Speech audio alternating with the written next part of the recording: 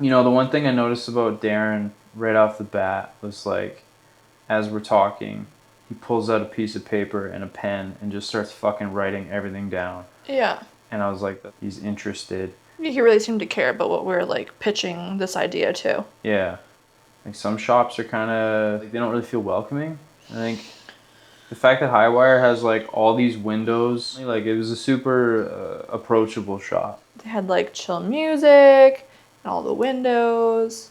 There was a lot of space too.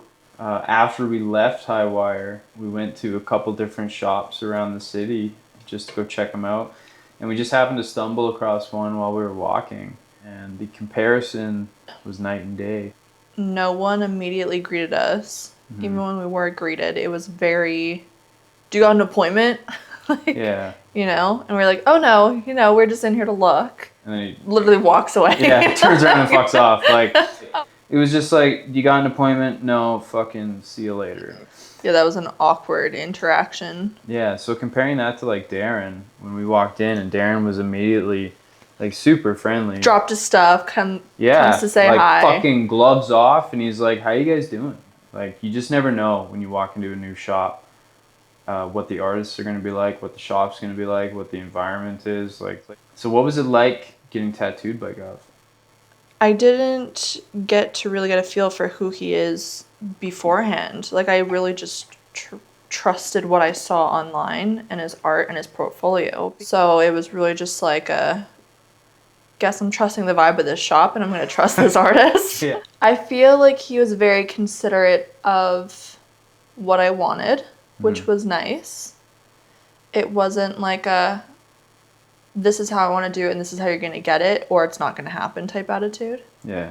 Because I've had that before too from different artists where you feel almost a little bad for wanting to tweak and change things. But like considering where it is and it was a cover up or like a blast over, I guess, there was just little areas where the piece that I chose didn't necessarily fit my leg properly. And I wanted like, oh, can we have hair put down this way to kind of fill in these gaps? And like, you know, I don't really genuinely like the shape of this for how my body is. Do you think we can like fill this out? And he's like, yeah, we can draw some hair in there or fill it out with a couple extra leaves we added. But he was pretty gentle and very considerate of like, you know. Didn't look like he was gentle. Fuck. Okay, well he was gentle with the line work. Yeah. And then the shading's a whole different a whole different thing. That was gnarly. That was pretty fucking rad to see though. No, because normally it's the opposite. Because I thought the lining was going to be horrible, and then I thought the shading was going to be like, oh, it's a breeze, like towards the end. But the beginning was the best part, and he was super gentle. And then the shading, I was like, I'm gonna fucking die. I swear, like I think I was talking to Darren or Dylan or something, and you guys were doing line work, and I'm like looking around, and then it's like fucking 20 minutes later, I turn back and Gus just fucking like holy fuck. His images and drawings were really nice and appealed to me, because I think lady faces are pretty hard.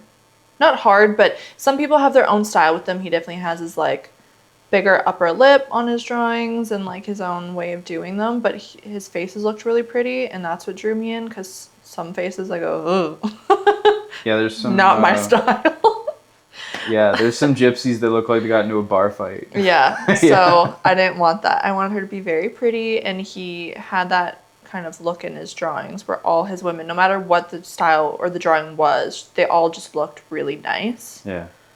And the way he did like their side profile or, you know, shaded them in or had them colored, it just looked really flattering.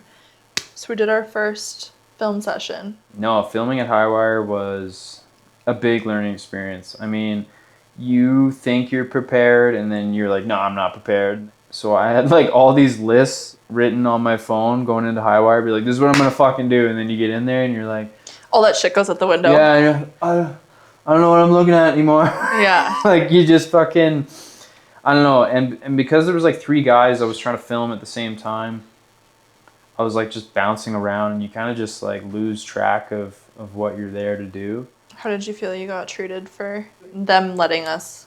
Oh, dude, that was props to the guys at HighWire for the immense amount of trust for some fucking guy to walk in and be like, we want to film you for a day. Yeah. When we talked to him the first time, we didn't even have a fucking name. No. Here's my idea. I got no no We- experience. Do you mind? Yeah. You know? No, but I think that was why I actually really liked HighWire too, because again, their attitude was very just chill and go with the flow. To have trust in someone to film you and your business when they have zero filming experience or content creation, like that took a lot of load of pressure off of like us. What was the one thing he said to us? He was like, either you guys come in, you film, this either goes great. Mm-hmm. Lots of people see it. Mm-hmm. We get, more recognition and new More clients yeah. from it, which is the goal. Yeah. Or it goes nowhere. Yeah. And And we still just did our job, and you just came in here and film some shit. and Yeah. we're on your that's way. that's a great mindset to have. I don't know. I feel like there's some people, and that not even like just in this scenario, but in life in general, they overthink it. Where I'm like, well, what if it fails? What if it fails? Like, do I want to put my name on it? And it's like, I don't know, man. You fucking either you try and you maybe succeed, or you don't try and you never succeed. Yeah, and that's it's like, true. so we gotta fucking try. Yeah. Like you gotta go out and you gotta at least attempt it. It's a well-rounded shop. I actually really like that. Maybe we didn't really touch on that. Was like, I feel like any one of those guys in that shop could do any style. Like, and they have another artist coming on that we didn't get to see. Josh Paul. He's coming in from Honor Bound. I was creeping his page a little bit too. He also looks like a well-rounded artist, which I think for their location, that's perfect. I mean, they're on 17th Ave.